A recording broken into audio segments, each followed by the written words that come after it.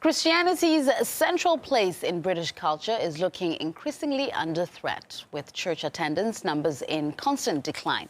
Now, meanwhile, the country's second largest religion, Islam, is growing faster than ever, with some studies suggesting it's on the way to becoming the dominant faith. RT's Polly Boyko has the story.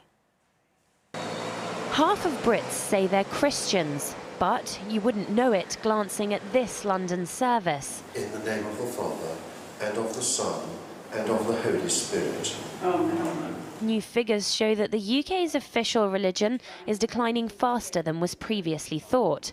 Worshippers are aging, and for the first time ever, fewer than half under the age of 25 describe themselves as Christian. The decline of churches in the UK is long term. It just happens to be now approaching really rock bottom. So 95% of people don't attend a church on an average Sunday. While the Church of England struggles, the Office for National Statistics says that the number of Muslims in England and Wales has surged by 75%. And they're young. Half of British Muslims are under the age of 25. I'm looking at the swathes of men in the hall down below. What is it that draws them here?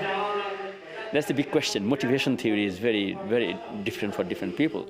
Islam's family values are very well bonded, and families really try to nurture young people in the fold of Islam.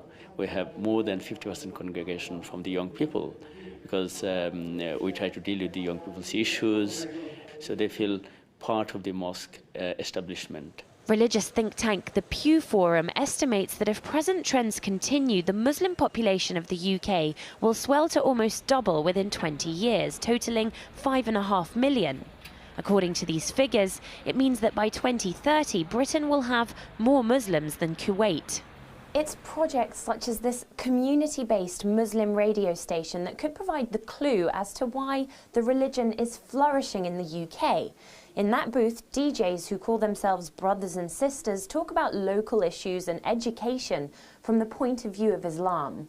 Inspire started out as a special transmission during the holy month of Ramadan. It became so popular that it was established as a permanent radio station. It's actually a lot of pressure on the husband, don't you think? It comes with an Islamic ethos that we won't do anything which is deemed non-Islamic on air. Hence, the music element, one may question about the fact of the music that we play on the radio station. We won't have your mainstream music playing on there because majority of it isn't deemed Islamic. We wouldn't advertise anything un-Islamic in the sense that we wouldn't have any adverts for alcohol. We won't have any adverts for, say, for example, gambling, all those kind of things. According to academics, it's the obedience that Islam demands from its followers that's made it more appealing to worshippers and converts from other religions.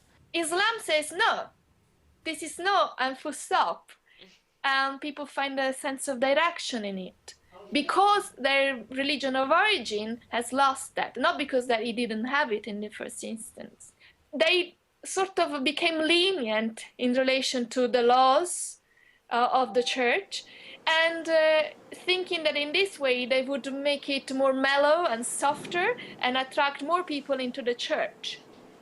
And in fact, they've lost people. Something that the Church of England disagrees with.